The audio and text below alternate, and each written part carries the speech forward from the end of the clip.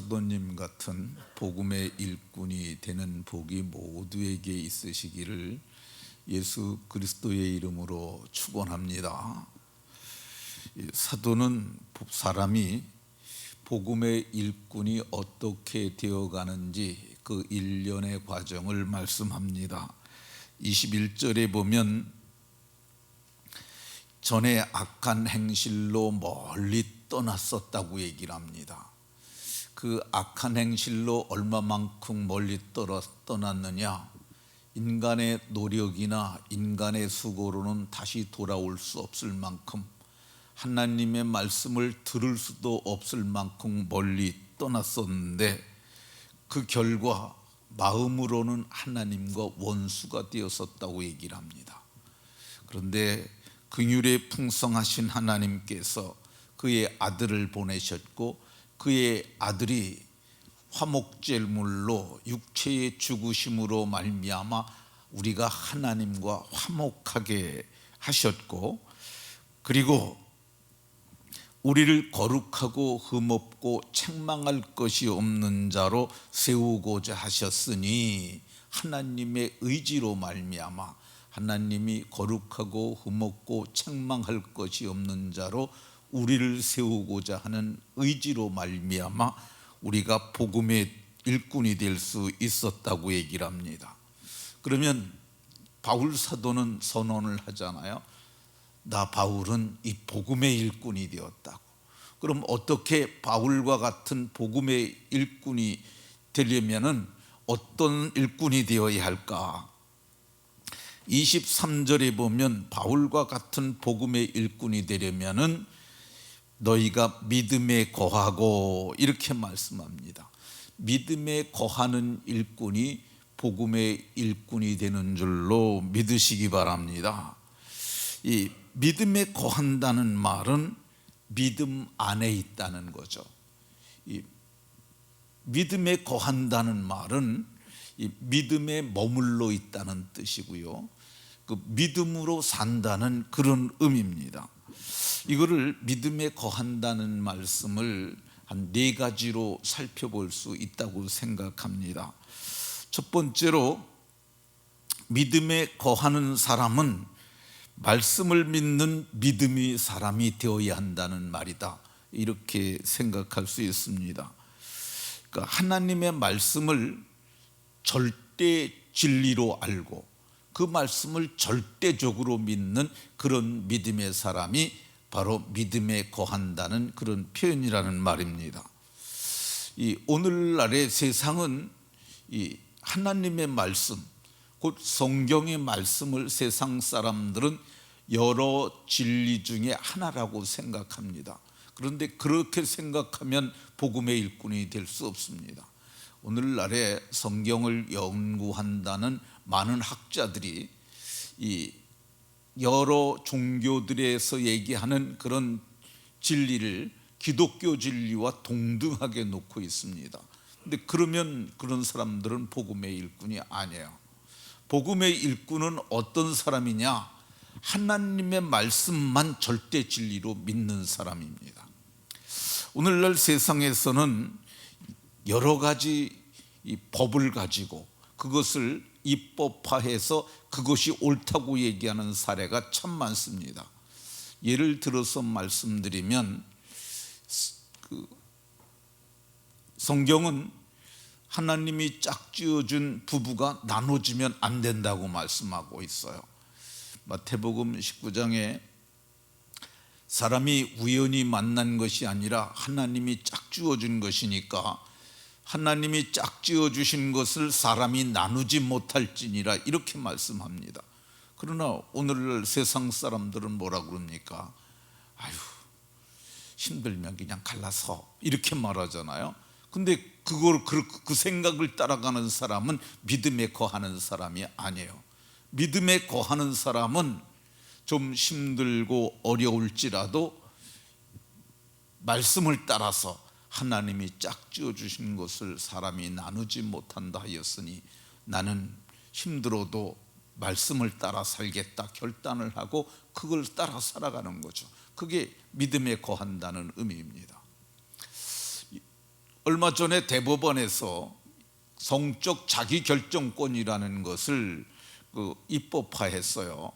이게 뭔 얘기냐 하면 이 결혼을 했을지라도 다른 남자와 가서 여자가 동침을 해도 그는 성적인 것은 자기가 결정할 수 있는 권리가 있는 거니까 그거 괜찮다는 거야. 근데 성경은 뭐라고 얘기를 합니까? 음행이요 간음이라고 얘기를 합니다. 그러니까 우리는 세상은 그것이 이 성적 자기결정권이라고 해서 범죄가 되지 않는다고 할지라도 이 믿음에 거하는 사람은 어떻게 해야 합니까?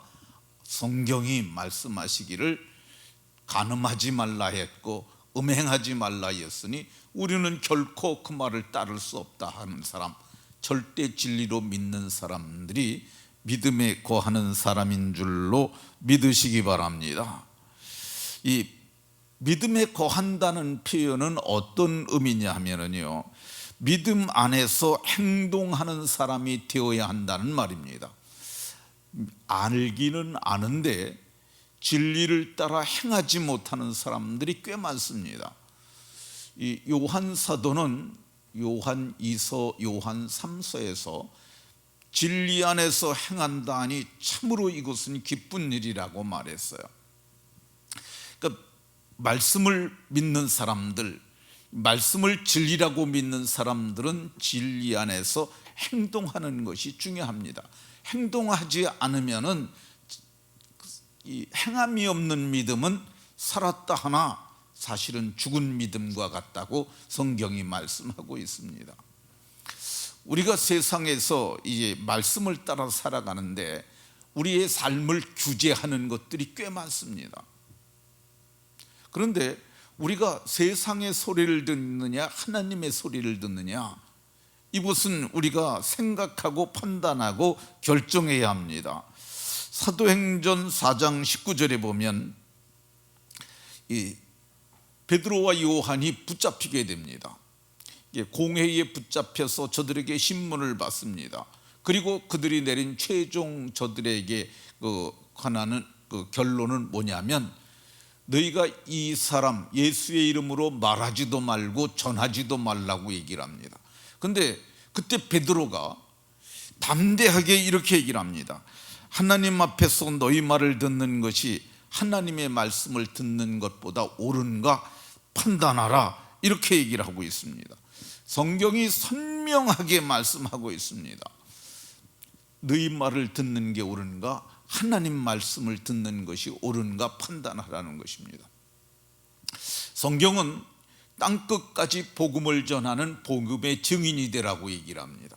그런데 전도를 입법해서 방해하는, 전도를 금지하는 그런 국가들이 꽤 있습니다. 중국만 하더라도 최근에 더 중국이 기독교를 탄압한다는 얘기를 들었어요. 그리고 이슬람권에 있는 그런 수많은 사람들, 그 사람들 다 탄압을 받고 있습니다. 그런데 복음을 들었고 깨달았고 믿으면은 믿음으로 행해야 하는 거야. 이 복음을 전하라는 것이 하나님 말씀이니까 그 전하는 것, 이거 행하는 거잖아요. 믿음에 거한다는 말은 복음을 전하는 그리스도인으로 사는 거야. 그러다 죽으면 어떡하냐? 그러다 죽으면 우리는 세상을 떠나서 주의 나라에 들어가게 되는 겁니다. 그러니까 믿음에 거하는 사람은 말씀을 믿고 행동하는 사람들, 이게 믿음에 거하는 사람들이죠. 믿음에 거하는 사람들은 어떤 사람들이냐? 예수를 주로 삼고 섬기는 사람들, 똑같이 믿음에 거하는 사람들이죠. 믿음 있는 믿음의 사람들과 함께 하는 것, 그게 믿음에 거하는 것이라 할 수 있습니다. 이 거한다는 말이 거실이라는 그런 쓰는 말과 똑같은 뜻이에요. 함께 있는 거야. 그러니까 우리가 믿는 사람들끼리 이렇게 새벽에 나와서 함께 찬송하고 예배하잖아요. 이게 믿음에 거하는 거야.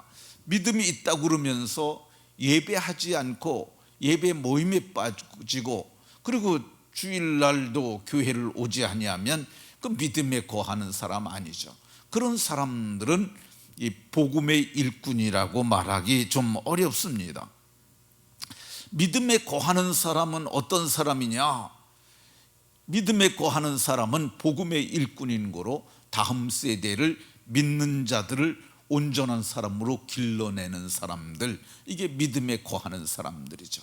양육과 훈련을 받는 사람들도 믿음에 거하는 사람들이고, 또 그들을 양육하는 사람들, 이게 믿음에 거하는 사람들이라 할 것입니다. 자, 마지막으로 믿음에 거한다는 말은 믿음의 대상이 하나님 아닙니까? 그러니까 하나님과 깊은 관계를 가지고 사는 거야. 하나님과 함께 하는 삶, 그게 믿음의 기도가 대표적인 거죠. 우리가 하나님을 믿는다 그러면서, 그러면 믿음의 대상인 하나님 앞에 간구하고 하나님의 은혜를 구하는 것, 이게 성경적 가르침이라고 이렇게 생각이 되어집니다. 그러니까 믿음에 거한다는 표현은 단순히 아는 것으로 머물지 아니하고 생각하고 판단하고 행동하고, 그리고 주님과 함께 더불어 사는 삶입니다.